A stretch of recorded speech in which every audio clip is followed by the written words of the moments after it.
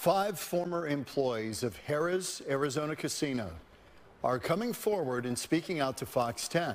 They say they were wrongfully terminated after the company accused them of colluding with gamblers to cheat an electronic craps game. Since then, a lawsuit has been filed against Harrah's, and Fox 10 investigator Justin Lum reveals why these former dealers feel like they were dealt a bad hand.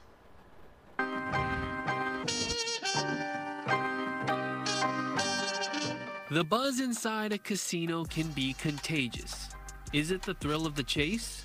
High stakes and adrenaline fuel the atmosphere of a gambler's world. Stacks of chips or lack thereof on tables, where at one moment you hear the roar of a win, or the deafening silence of disappointment.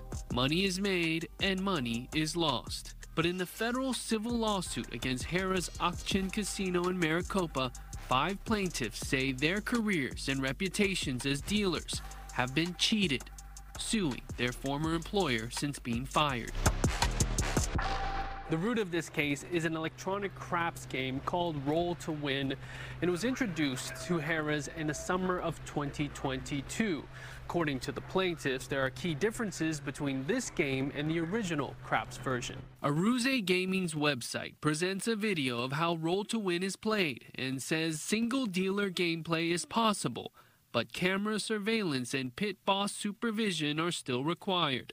Unlike standard craps table games, Roll to Win only requires 1 employee to operate the game instead of 4.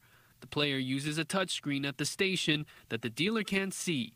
The employee closes out bets, passes the dice to the player, then enters what they roll into the touchscreen. Court documents say Harrah's believed Roll to Win required less training for its dealers because of automation, and employees were assigned to this game despite not being routinely tasked to operate it. They come to me and only 5 minutes to show me, no training at all. Give the dice and just put the number in the computer and make sure it's correct. Susan Salmons and Nisi Sundquist are 2 of the plaintiffs. All 5 spoke to Fox 10.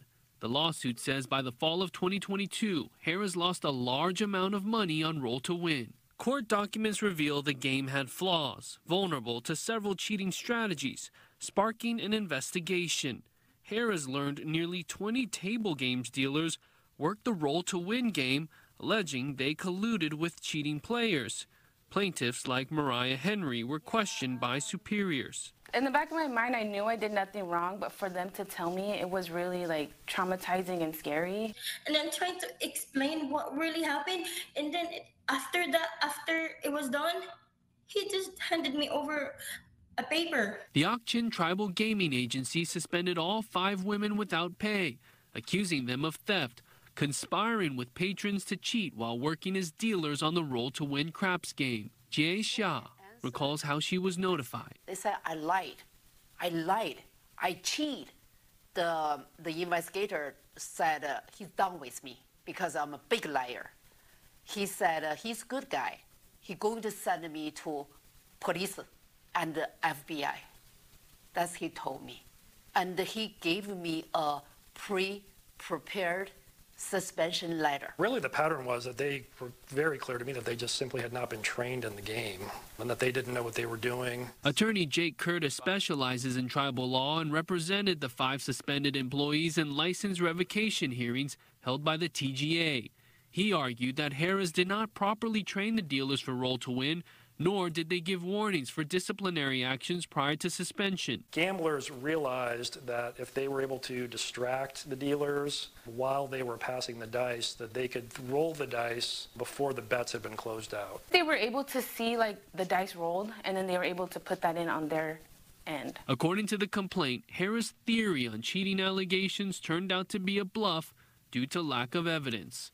Curtis and his clients say it's clear that pit bosses did not pay attention to the game. Ultimately, the Tribal Gaming Agency allowed 4 of the plaintiffs to keep their license, recommending more training on cheating schemes. G.A. Shah's tribal license was revoked, but no criminal behavior was found by the commission.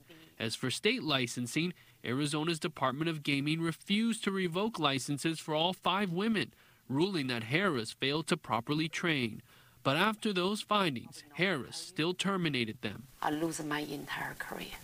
I have years I love the job as an immigrant. We make good money, especially me. I have a beautiful relationship with players, co-workers.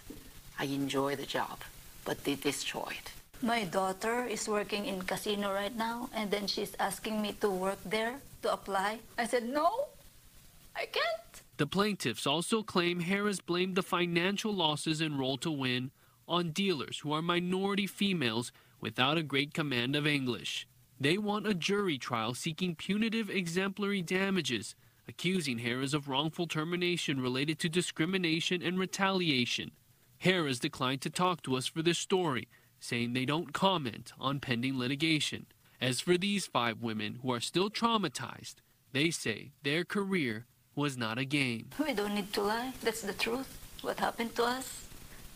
Why we lie? We already experienced the pain we have right now. Why we need to lie? We need to tell the truth. I want a justice for us. I'm Fox 10 investigator Justin Lum. Harrah's did motion to dismiss the case. They argue the casino was an arm of the Auction Indian community and should have sovereign immunity.